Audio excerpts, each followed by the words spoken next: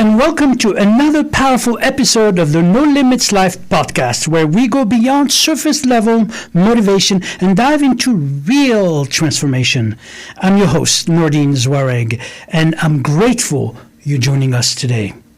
As always, we begin the show with a quote from today's No Limits Life 60 Seconds Daily Boost.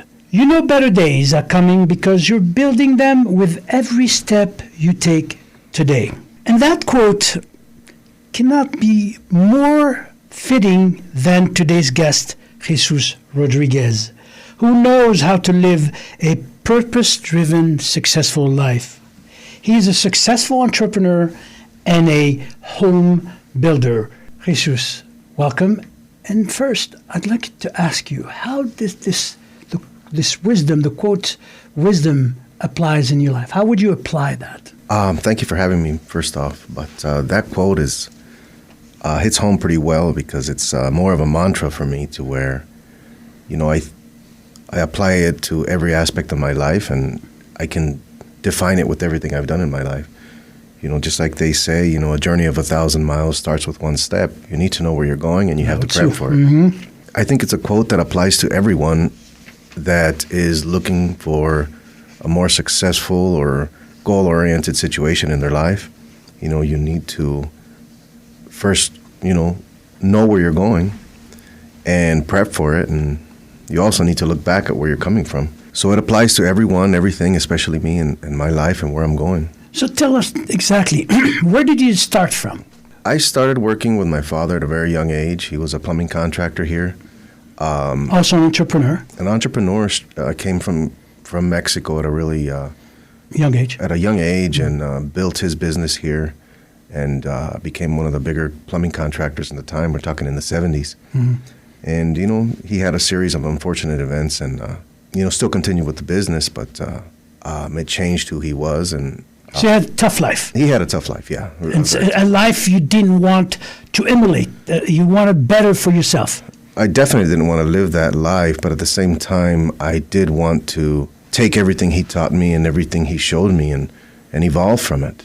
Mm-hmm. And since I was a child, I remember going to different projects, different construction with sites him. With mm-hmm. him, yeah, and asking. So little Jesus was inspired. Yeah, I was inspired. It's just curiosity more than anything, but. Mm-hmm. The odd part was I wanted to learn how they did it and why they did it and what was. Why did you want to learn specifically what your father was? You could have learned something else.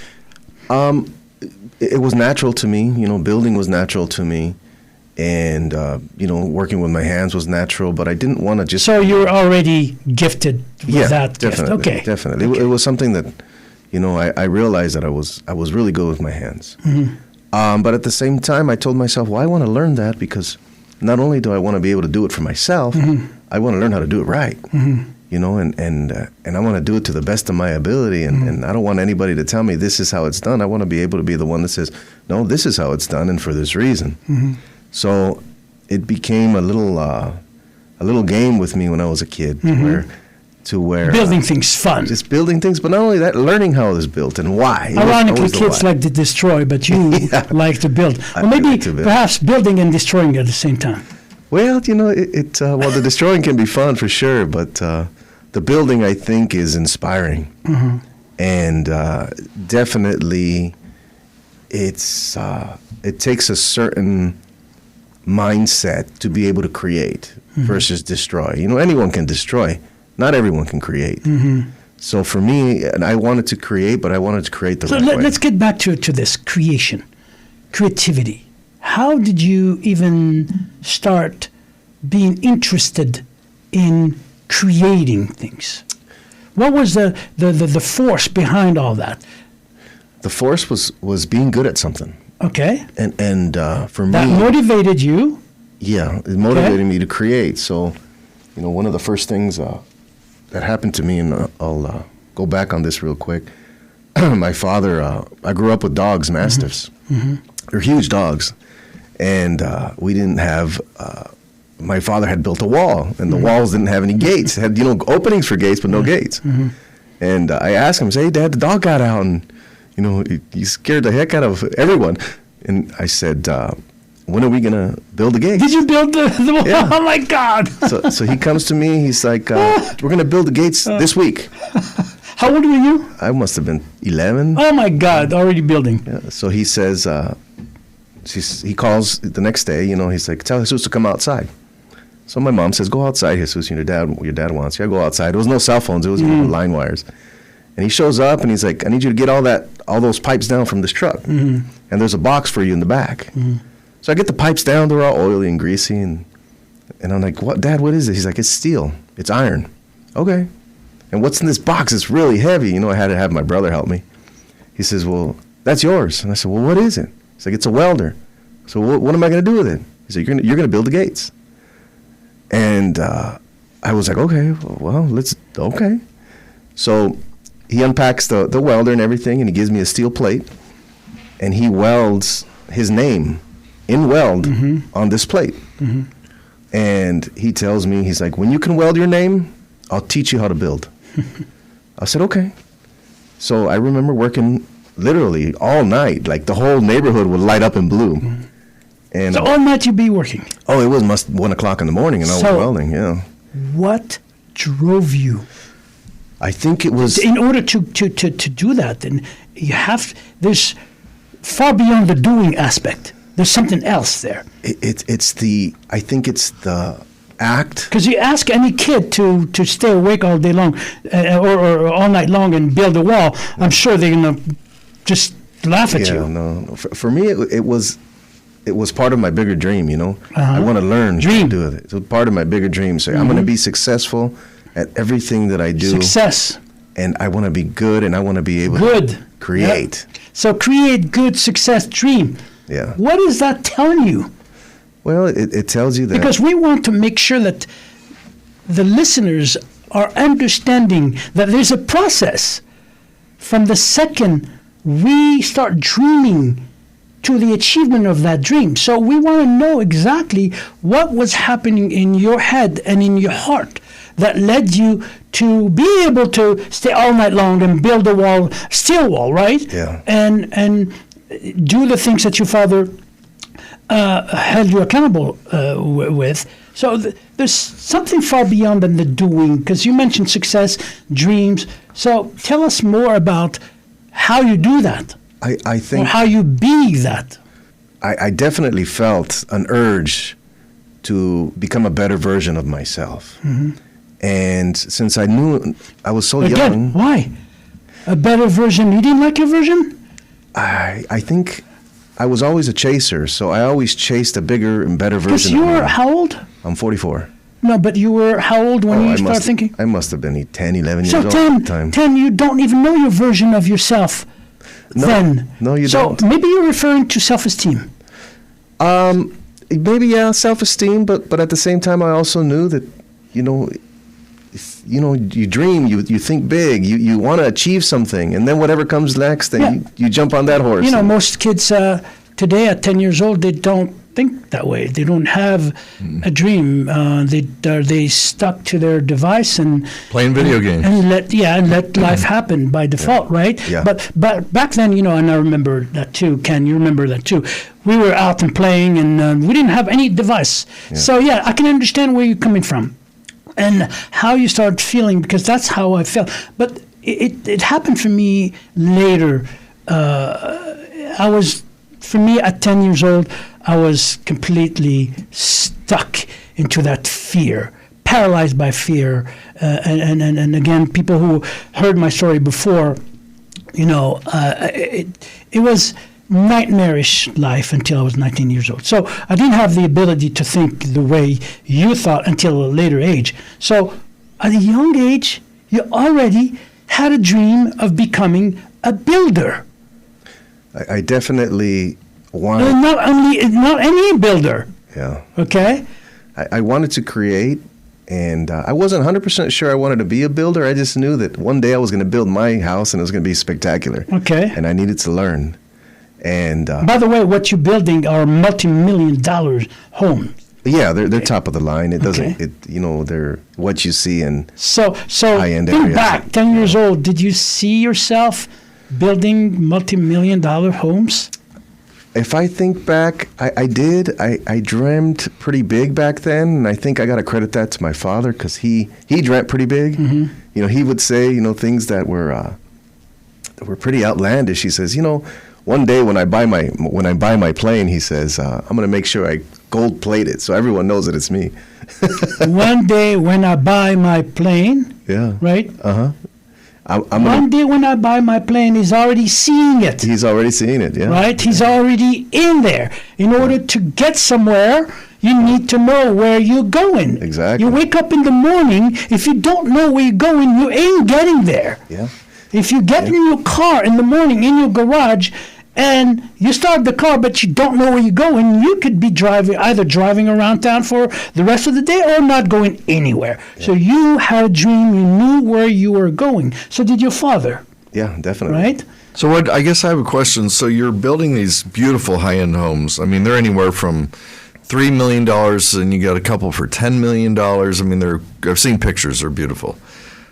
How did you have the confidence to do that as opposed to, well, I'll build a $200,000 house? What gave you the confidence, like immediately going from granite, because remember you were saying you're a granite person, mm-hmm.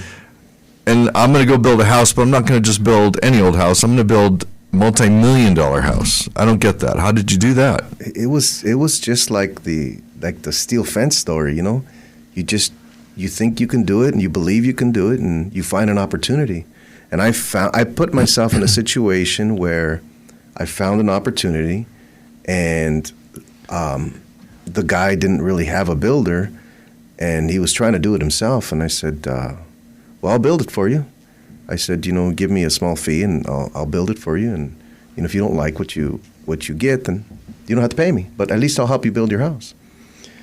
And he was kind of desperate, but he was like, okay, I have nothing to lose. And at that time I had plenty of experience in what's called fine finishes, and I had put stone in airports and high-end hotels. I had done things for like this Radiology Limited. I built them a 40-foot granite table and put it in their third story. So I had done very out of the ordinary things, and with the background in plumbing, it became it added to the rough end of it, but the finesse of it is what makes you better than most. Anybody can build anything, but not everyone can add that finesse, the final touch, where it actually adds value, It's like you take an old beat-up car, right, and you restore it and you paint it. If they do a horrible job on the paint, it's not that great of a deal. But if they do a candy job, all of a sudden everything else comes together. So for me, it was an opportunity to take a step towards what my dream was, to where, hey, I want to do this not only for myself, but for other people. So the opportunity that you're speaking of, mm-hmm. if you were not prepared to seize the opportunity, this would never happen. Oh, right? Definitely. So let's talk about this for a moment. You heard of the quote, luck. Yeah. Okay? Luck is when preparation meets opportunity, right? Uh-huh. So you knocked on the door of opportunity, or the opportunity knocked on your door, and you answered. Yeah. Right? Yeah, definitely. By being prepared. You were prepared. Like for me in competition, the only way I was able to succeed is by going to work out, day in and day out. Watch what I was eating, being prepared. So when I stepped on stage, I was prepared. The opportunity came, I seized it, and I won. And I did this. Every single thing that I've approached had a process. Okay? And let's talk about that process for a second. Because we're talking about content here. We know that you're building multi-million-dollar homes. It's fantastic. But people and the listeners here specifically want to know the context of it. Okay, what is the context? We are the content on this earth. The universe is the context, right? So what happened inside Jesus that led you to get to the top? That's what I would like to hear. There's a process there, and I want to get it out of your mouth. Well, I'd have to dissect myself a little bit, but if I can do that quickly, I would say first it was the urge to be good at something that was instilled in me as a kid. You know, whatever you do it right, you do it to the best of your ability. But at the same time, you put yourself in a situation where you believe you can do it. You believe wholeheartedly you can do it, and it doesn't matter what it takes, you're going to make it happen. And I think with anybody that's trying to go anywhere, they have to have that mindset. You have to believe in yourself, you have to believe in your abilities, and in your ability to evolve. Absolutely. Jesus, I'm going to stop you right there, and I'm going to mention something that people keep on telling me. Belief. It sounds corny, belief. Okay, every person out there, every motivational speaker would say to you, believe, get a passion, but no one is telling you the process of it. So when we say believe, give me your definition of what that truly means. And not just the definition, the content of it, but the contextual aspect of believing. How does it start? Where do you find it? You don't find believe and passion at supermarket and pack of 12, right? No, you don't. That's a good question. Believing, at least to me, is... How did it feel inside? It's an urge that erupts from the core of who you are. It's an urge to create something or do something with your life. And believing is the factor of you holding on to that urge and you feeling it and you holding on to it so hard that it pulls you through your life. It doesn't matter what it is. I mean, it can be crossing the freeway, on foot. If you don't believe you can do it, you won't. Absolutely. So again, belief. When we keep on mentioning doing this and doing that, the best of ability and everything else, but these are content. Yeah. I want to know what it means to believe. It's be which you believe in before you even achieve it. Believe. There's a word be, right? Yeah. And live. Yeah, you have to put yourself Okay? there. Be and live. Believe. Yeah.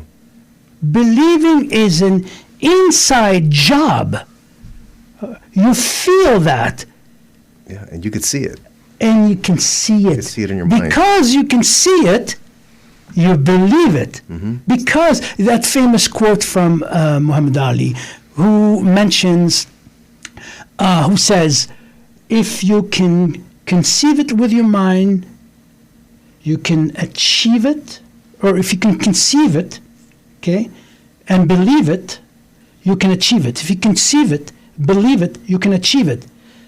And if you listened to Muhammad Ali, I'm sure you have, and all our listeners have, I would hope so, you see a demeanor. Almost people would say, some people told me before that they felt that he was... egotistical? Yeah, there's another word. What is it? Arrogance? Arrogant. Yeah.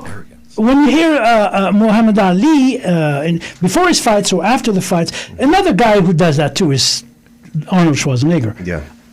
I'm the best. I'm the champion of the world. I'm pretty. I'm this, and I'm going to knock this guy around. He saw it. He saw it. Well, I think arrogance is one of those words that can be easily misconstrued, because how can you not be arrogant and see yourself in a situation that makes you outstanding? So you have to be everyone arrogant else? in order to succeed. Not in the term of arrogance towards other people, but you have to be arrogant towards yourself. Exactly. And tell yourself, no, you're not going to fail. You are successful. You're going to be successful. You're going to be strong. You're going to be fast. Whatever you're trying to achieve, that arrogance, I wouldn't call it arrogance within myself, but it's the only word that comes to mind. Self-worth. Well, man, yeah, you have to put yourself on a pedestal of self-worth to achieve it. Worth. Because you Which won't. is the opposite of self-esteem. Yeah, Definitely. Okay? So People can tell you all day long you're good or bad. You can believe it or not. yeah, exactly. But at the end of the day, it's your self-worth that determines where you're going and who you are. Deep down, with self-worth, you can do, be, or have anything you set your mind to do or be. Correct? Yeah, that's correct. So, again, that little Jesus who saw these dreams, he saw himself building those homes, but little Jesus didn't see only, he felt. Oh, 100%. You feel a drive and a passion almost, or the drive becomes a passion. Think it, feel it, And achieve it. have it. Think it, feel it, have it. Yeah. If you forget the middle part, feeling it, Yeah. forget about it. You're not going to get it. You're not going to achieve it. Again, it's like stamping the letter that you're sending to the universe, or sending a letter to the universe without a stamp. Yeah. Right? Exactly. It's going nowhere. You have to put a stamp on there. Yeah. That's the only way it gets to the universe, and that's the only way it comes back to you. So Jesus had a dream, became that dream, believed in that dream, and now Big Jesus is living the life Yeah. and helping other people. Yeah. I still dream. I'm a dreamer. So for me, it's I still reach. I reach. If it's just use where you're at as a stepping stone to get to a better version, better place of yourself. And the only thing that's changed is now I have the experience and the wherewithal to share with other people and say, hey, let me help you. Let me tell you what happened to me, and let me give you my opinion on how you can take a step forward. Maybe not, propel you forward, but I could show you how to take a step forward in the right direction. And so now it's I dream, but also I share. I share in what I deal with on a daily basis, and how I deal with things, where I've came from, where I'm going. And Like I always say, and it's not me creating this quote, but I've heard it before, life gives to the givers and takes from the takers. oh, I believe that wholeheartedly. Thank you, Jesus. Thank you very much for being here. We learned a lot, both from little Jesus and big Jesus. And to the audience, thank you for watching and listening. Thank you for being with us. If today's episode motivated you and moved you, inspired you, please, by all means, share, like, subscribe, and talk about it to the people around you, your family, your friends. There's always out there someone who needs to hear this message, and you can be the bridge that delivers it. So until next time, keep rising, keep believing, and keep living your no limits life.